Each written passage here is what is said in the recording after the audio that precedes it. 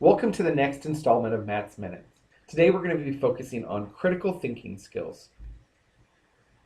Indicator 4.1 talks about using instructional strategies which allow students to be problem solvers and critical thinkers. Today we're going to focus on the critical thinking aspect, and I'll focus more on problem solving in a later video. If you look at the rubric, you'll notice on the left-hand side it discusses the amount of students or the amount of time that students are critical thinkers.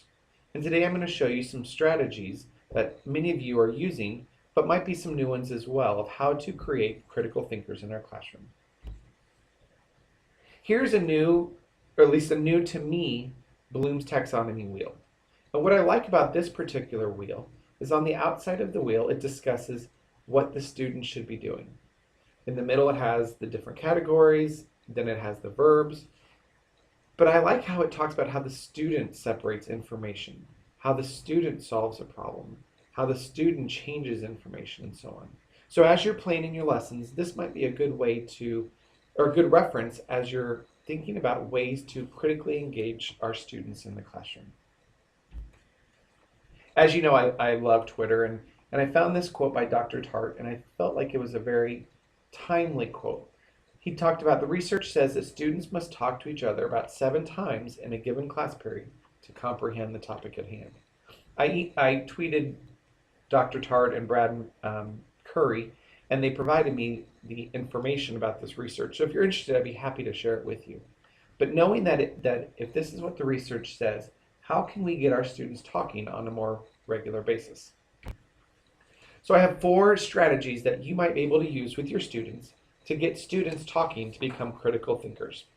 The first one is turning your questions or turning your statements into questions and prompts.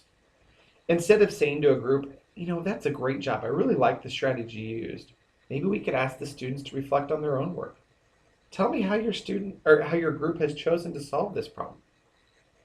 I know I was guilty of this sometimes. I would say, hey, you know, why don't you go back and take a look at that one?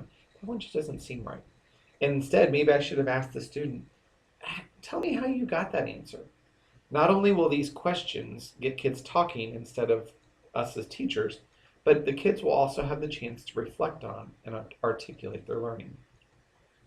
The second way we can get students talking is instead of asking, does that make sense? Ask them, can you put that into your own words?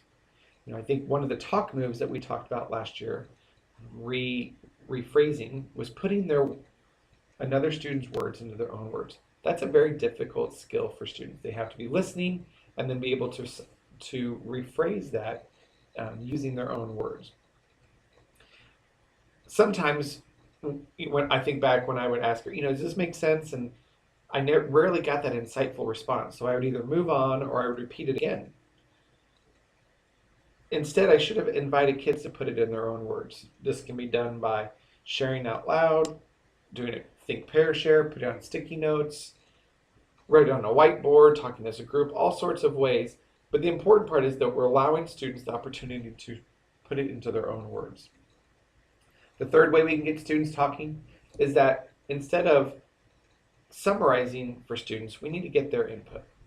I think a lot of times with my own kids, I'll say, now remember, or okay, don't forget, and I've said it probably 2, 3, 4, 5, maybe 10 times, and it's obviously not driving home the point because I'm having to repeat myself.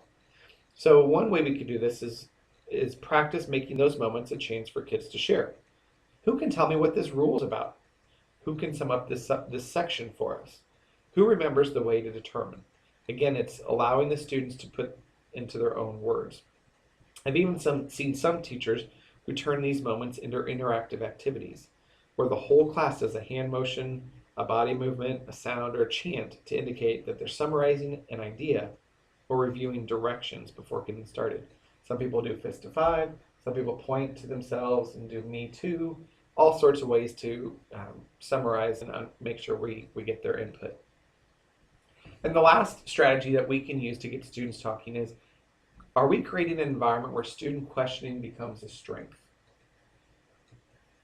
The Right Question Institute, which is a nonprofit group that teaches inquiry skills in low-income students, or in low-income schools and with students and teachers, encourages teachers to run group exercises dedicated entirely to formulating questions where no answers are allowed.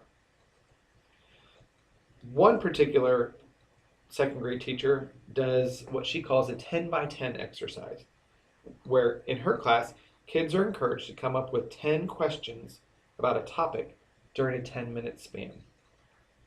So I think back to when I was a teacher, and I don't know if I fully allowed the opportunity for student questioning to become a strength. I don't know if I taught them how to ask meaningful questions. I don't know if I explained and modeled enough of how to do that process so that they can become more critical thinkers. So, thinking of these 4 ways of getting students talking, how can we incorporate some of these strategies, or how can we continue to do some of these strategies in our classroom on a regular basis?